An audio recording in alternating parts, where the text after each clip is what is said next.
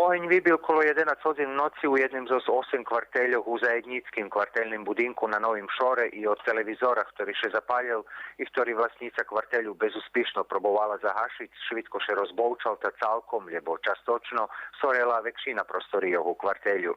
Len ďakujúci švitkomu reagovaniu najbližších sušedov i perších ohňohasov, ktorí stihli, oheň še neprešíril na šitský kvarteľi a vlastnica i šitský druhý ľudia z budinku vyratovaní bez češších pošlitkoch. U tým okreme pomohnul jeden sušec, ktorý so zvidličkárom i ohňohasnú drabínu v jedno z ohňohasami.